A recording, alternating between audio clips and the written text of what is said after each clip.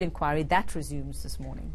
News24 Editor Adrian Basson is expected to testify about intimidation journalists have faced for writing about Bosasa. Well, since the start of this inquiry this year, there's been some explosive allegations from former Bosasa employees. Well, they've given testimony about alleged corrupt dealings between politicians, journalists and prosecuting authority officials. Our colleague, this reporter Adrian Besson, is of course following that inquiry for us since August last year, and she's still there, still standing, Erin. Still going strong. Yes. Let's just very quickly remind our viewers. Last week, we saw a list of former Bosasa employees corroborating what Angelo Agrizi had testified to for a marathon 9 days. Yes, so combined we now have 5 different versions on Bosasa-related corruption allegations from these different officials. Current in the case of Richard Leroux, who works for a subsidiary of African Global Operations employees, or former employees, so most of those witnesses being former employees of Bosasa. Okay, so where did we leave off? And we're expecting Adrian Besson. Is he going to start today? Is that him first? Well, it seems from the News24 reporting that they anticipate he will be one of the witnesses today. Last week we heard from the inquiry there were 4 people expected today, including 2 investigators from their investigating team. Now, these are people who get state security agency clearance to go and do investigations into allegations of corruption, fraud and state capture.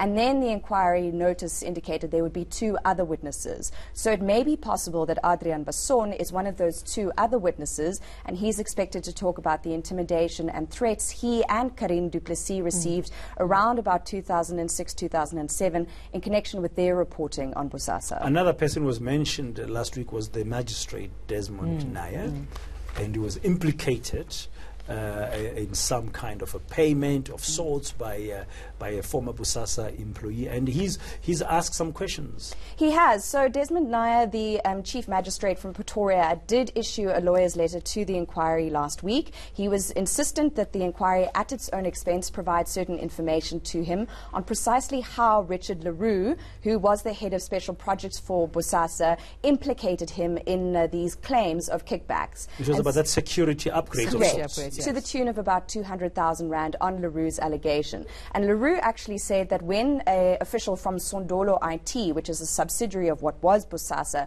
appeared at Nya's house, he was wearing branded clothing, which was very much against the directive from the likes of Angelo Agrizi and Gavin Watson, who said never ever wear any branded clothing, never go in branded vehicles. In fact, Bosasa bought special unbranded vehicles on the testimony we have already heard for these special projects, included security upgrades to houses for Gwede Mantashe, Nomvula Mokunyane and the likes on the allegations we've heard.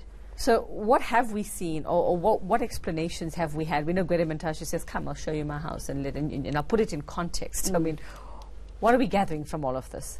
Well, certainly there's concern because none of these implicated persons have put forth versions at the inquiry. There have been comments in the public domain, Dudu Myeni, for example, Minister Nomvula Mokunyane and Minister Mantashe making some comments on these upgrades. But we haven't had formal tabled response at the inquiry. And interestingly, on the prospect of going and inspecting, one, it's quite possible that any equipment installed could have been taken down, rather.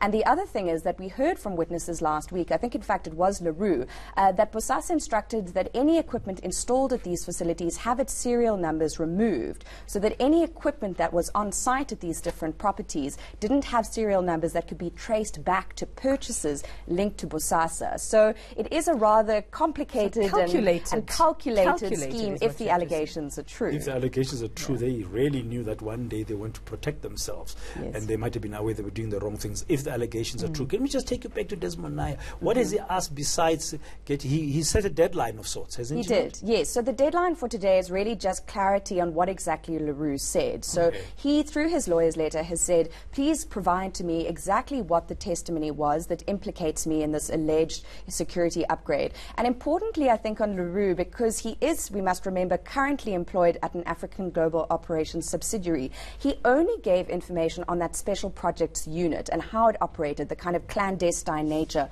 of their working without branded clothing and vehicles. But he never gave testimony on what the alleged favors were. So the inference that we're all making, because of what we've heard from other Bosasa witnesses, is, of course, if you're getting security upgrades kind of on the sly, then you must be doing something in turn. And with Mokonyane, we've heard from other witnesses that she was insisting on ANC events being paid for by Bosasa, car rentals to her daughter and the like. But as for what exactly Naya was providing on the allegation or the inference in exchange for these security upgrades, there is nothing before the Commission at this point on exactly what was going on. Yeah, so but the question still begs, if Leroux's testimony is true, if they provided, as Bosasa, security upgrades at Magistrate Desmond Nya's home, the question is why?